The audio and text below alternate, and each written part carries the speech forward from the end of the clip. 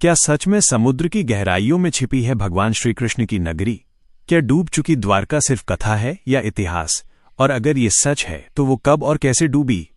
द्वारका, जिसका उल्लेख महाभारत और पुराणों में मिलता है, कहा जाता है कि यही वो नगरी थी जिसे श्री कृष्ण ने बसाया और उनके देह त्याग के बाद ये समुद्र में समा गई। लेकिन 20वीं सदी के अंत में विज्ञान ने भी कुछ ऐसा देखा जिसने इस कथा को नई दिशा दे दी। समुद्र के नीचे संरचनाएं, पत्थर, दीवारें। 1980 के दशक में भारत के समुद्री पुरातत्व विभाग ने गुजरात के तट के पास गोताखोरी सर्वे शुरू किया। जो सामने आया वो चौंकाने वाला था।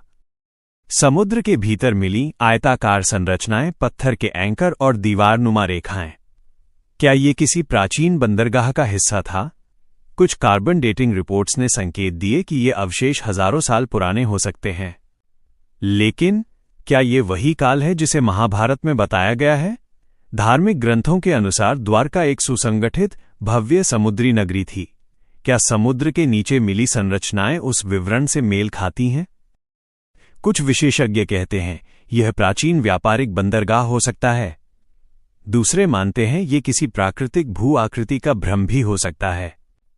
समुद्र का स्तर हजारों साल में कई बार बदला है। तटीय शहरों का डूबना असंभव नहीं। तो क्या ये संभव है कि किसी काल में यहां एक विकसित तटीय शहर रहा हो जो बाद में समुद्र में समा गया? लेकिन अब सवाल, क्या इसे श्री कृष्ण की द्वारका घोषित किया जा सकता है?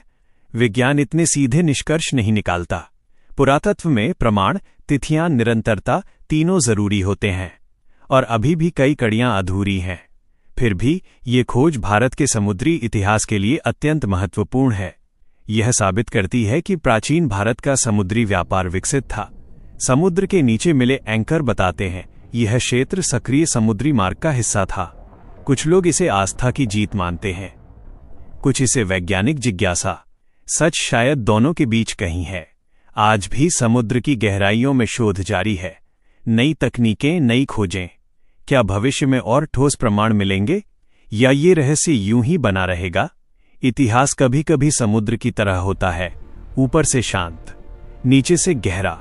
द्वारका की कहानी हमें सिखाती है कि हर कथा में संभव है इतिहास का अंश, और हर इतिहास में छिपी होती है जिज्ञासा की नई शुरुआत। तो क्या समुद्र के नीचे मिली यह नगरी असली द्वारका है? विज्ञान अभी अंतिम उत्तर नहीं देता, लेकिन इतना तय है, भारत के इतिहास की गहराइयां अब भी पूरी तरह खोजी नहीं गईं। अगर आपको भी इतिहास के ऐसे रहस्य जानना पसंद है, अगर आप भी सच और कथाओं के बीच की परतें समझना चाहते हैं, तो इस वीडियो को जरूर शेयर करें ताकि हर भारतीय इन कहानियों को जान सके। चैनल को सब्सक्राइब करें क्योंकि अगला रहस्य शायद और भी गहरा हो।